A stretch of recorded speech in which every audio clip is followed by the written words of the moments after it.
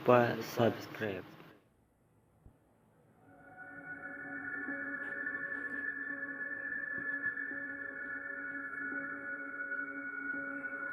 Assalamualaikum warahmatullahi wabarakatuh.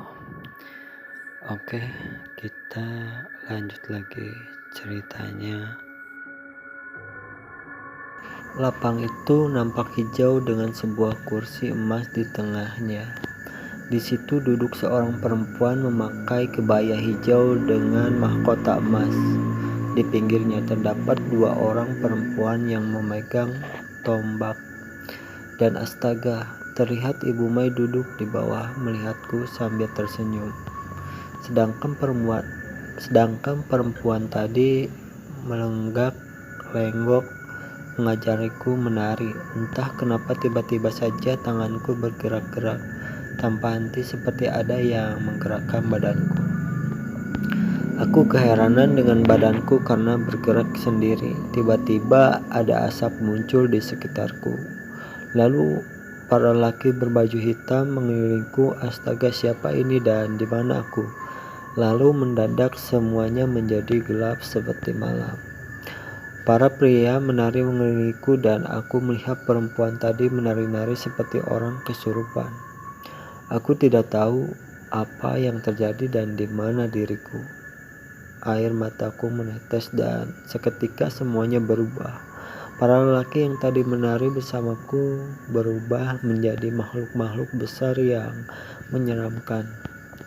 Matanya besar berwarna merah serta badannya dipenuhi bulu. Perempuan tadi terus menari sambil menggerakkan kepalanya sampai berputar 180 derajat. Aku melihat dari jauh perempuan berkebaya hijau tadi tertawa terbahak-bahak. Di sampingnya Ibu Mai hanya tersenyum sambil menganggukkan kepalanya. Aku seperti dihipnotis. Aku seperti berada di alam yang aneh. Aku menari, terus menari. Sampai akhirnya pandanganku berubah menjadi gelap. Dan aku tidak tahu apa lagi. Aku jatuh ke rumputan yang menusuk kulitku. Neng Maya, bangun, latihannya sudah selesai. Terdengar sebuah suara. Mataku terbuka dan betapa kagetnya ketika aku terbangun. Aku baru sadar aku berada di pendopo itu lagi. Aku melihat Ibu Mai. Dia tampak tersenyum. Dia membantuku bangun dan memapahku ke rumahnya.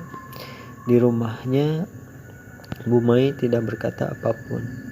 Dia hanya memberikan sebuah selendang berwarna merah. Kemudian dia mendekatiku dan berkata, "Sudah saatnya Neng Maya pulang. Sekarang Neng Maya sudah menjadi ronggeng. Menarilah dengan itu. Neng Maya akan mendapatkan semua yang Neng Maya mau. Ini adalah hadiah dari ibu nanti setelah keluar dari sini. Neng Maya berjalan saja lurus ke depan dan jangan melihat ke belakang. Terus saja ikuti jalan setapak. Nanti Neng Maya akan menemukan kendaraan yang Neng Maya parkir." Ini sungguh aneh, semuanya terasa aneh. Aku mulai beranjak dari kursi, badanku seperti digerakkan keluar dari rumah Bu Mai. Banyak sekali pertanyaan di kepalaku, apa saja yang sudah aku lakukan dan kenapa aku berada di sini. Kenapa aku bisa begini dan kenapa semuanya berjalan begitu cepat.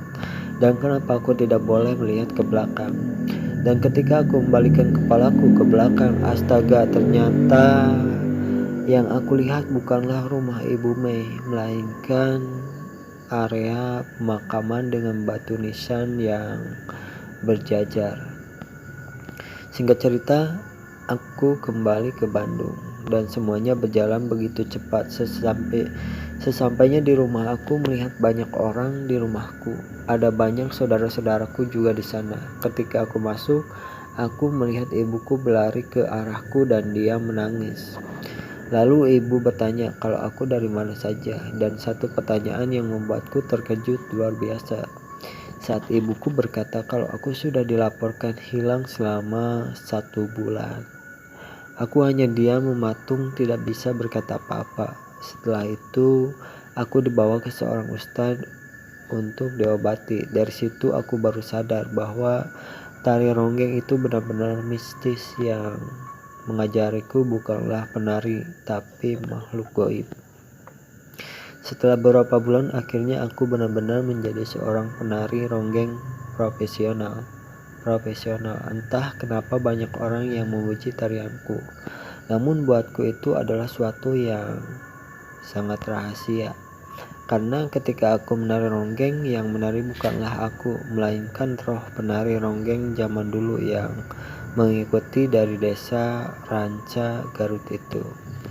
Setelah mencari informasi ke sana sini, aku baru tahu dari guru kesenianku kalau sebenarnya yang bernama Ibu Mai itu adalah jelmaan seorang putri dari kerajaan Garut yang pintar menari ronggeng. Makanya guru tari melarangku, karena ronggeng bukanlah tari sembarangan. Ronggeng adalah tarian mistis. Dan guru tariku juga bilang jika ada orang yang mempunyai indera keenam, maka mereka akan selalu bilang bahwa aku menari tidak sendirian, melainkan bersama seorang putri berkebaya hijau dan bermahkota emas. Itulah cerita malam hari ini. Jika kalian suka dengan video-video di channel ini, jangan lupa like, komen, dan subscribe. Dan jangan lupa juga nyalain loncengnya biar gak ketinggalan jika ada video-video baru di channel ini. Terima kasih. Assalamualaikum warahmatullahi wabarakatuh.